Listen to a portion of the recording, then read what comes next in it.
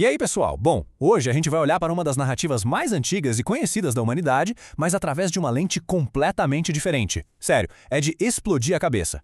Vamos deixar a teologia tradicional um pouquinho de lado agora e tratar o relato do Jardim do Éden estritamente como um documento de implantação de arquitetura de sistemas. Imagina só, um ambiente perfeitamente projetado, rodando sem uma única falha, até que um erro crítico, um bug massivo, compromete toda a estrutura. Bora entender como isso aconteceu? Então, vamos mergulhar direto neste relatório de incidente de TI. A nossa análise vai passar rápido por estes pontos. Primeiro, a base do SO, Éden. Depois, a taxonomia dos agentes. Em seguida, a governança. Logo após, as interfaces e módulos críticos. E, para fechar, o erro fatal e a quarentena.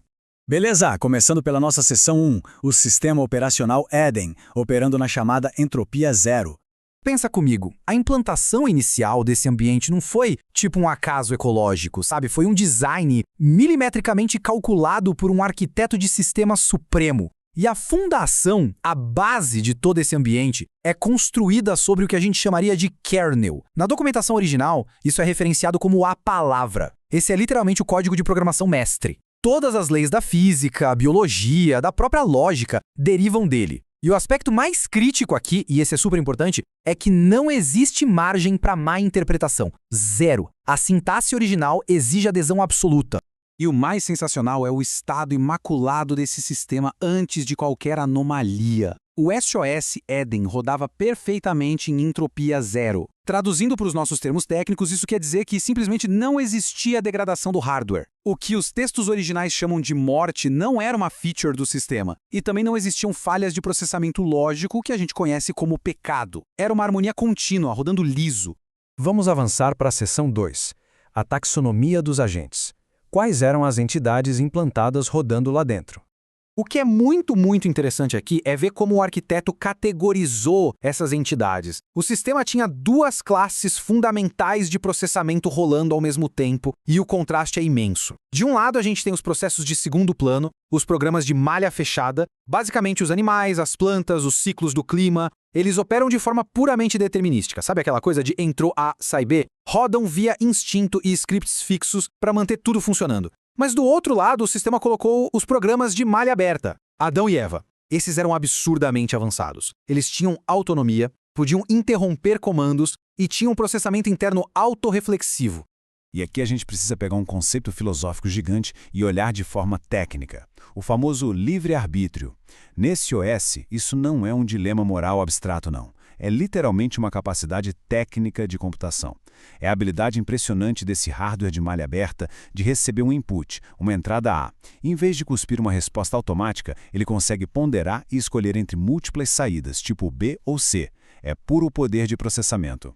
Agora passando para a seção 3, a hierarquia de governança. Como esses governadores do sistema se organizavam. Olha só, esses programas de malha aberta não estavam lá de bobeira. Eles foram estruturados numa hierarquia para gerenciar o ambiente. E não era um esquema de chefe subordinado oprimido. Era pura orquestração de processos. Adão atua como o governador principal. Ele cuida da indexação de dados, tipo catalogar e nomear as espécies, mantendo a rotina em ordem. Mas atenção aqui, Eva não é um subprograma inferior de jeito nenhum. Ela funciona como um coprocessador paralelo de altíssima performance. É um suporte de decisão vital. Ela dá feedback em tempo real, questiona e otimiza a tomada de decisão de todo esse cluster humano. É uma rede super sofisticada. Isso nos leva à seção 4, interfaces e módulos críticos. A gente vai falar dos casos de borda e daquelas sobrecargas perigosas.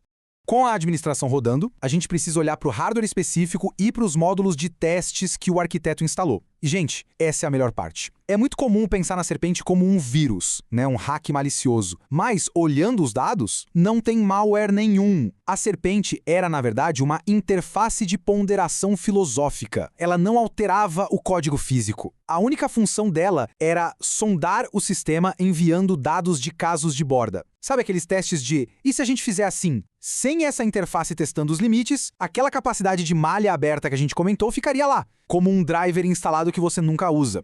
E esses testes da Serpente levaram os administradores direto para o núcleo da coisa, a árvore do conhecimento. Traduzindo para nossa arquitetura, esse módulo é exatamente um diretório de acesso root restrito. Era uma base de dados crua, gigantesca, com a essência bruta do bem e do mal. Então, aquele aviso famoso do arquiteto não era tipo uma ameaça divina de punição, era um alerta técnico. O hardware humano rodava redondo na administração, mas simplesmente não tinha os requisitos técnicos para processar aqueles dados restritos. Tentar rodar aquilo ia causar uma sobrecarga catastrófica. Mas o sistema tinha um balanço. Contrastando com aquele diretório proibido, existia um estabilizador absurdo, a árvore da vida.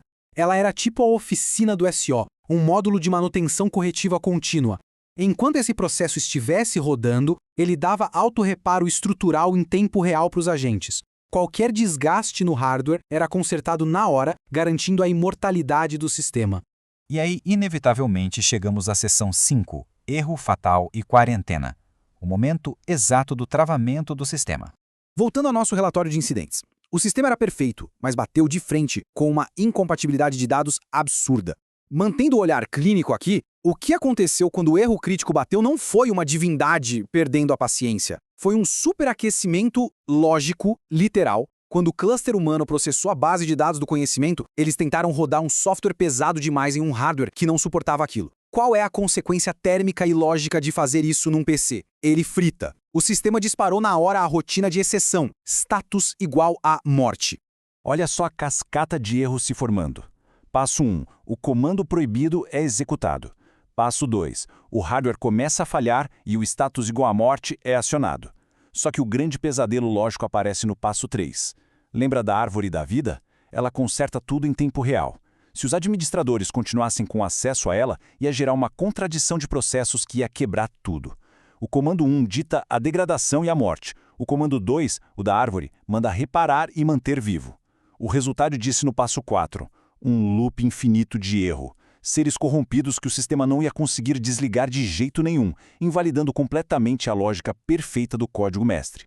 Então, qual foi a única solução de engenharia para evitar que esse loop infinito derrubasse todo o kernel universal? Um protocolo de quarentena de emergência ativado na mesma hora. O que o mundo conhece como a expulsão do Éden foi, na prática, a remoção lógica daqueles programas de malha aberta do ambiente. O acesso à árvore da vida foi totalmente bloqueado, e isso permitiu que o processo de degradação pudesse seguir de forma linear, sem conflitos lógicos. Foi uma manobra de contingência simplesmente brilhante para preservar a integridade do sistema operacional inteiro. Analisar essa história milenar usando a teoria de controle de sistemas muda o jogo todo, não é? A queda não foi raiva ou punição aleatória. Foi uma contingência técnica elegantíssima para evitar um colapso universal. E isso me deixa com um pensamento final que é impossível de ignorar. Se toda a expulsão do Éden foi só um protocolo emergencial de quarentena para proteger o código-mestre original, como será que seriam as especificações de um futuro patch de atualização desse sistema? Pensem nisso e até a nossa próxima exploração.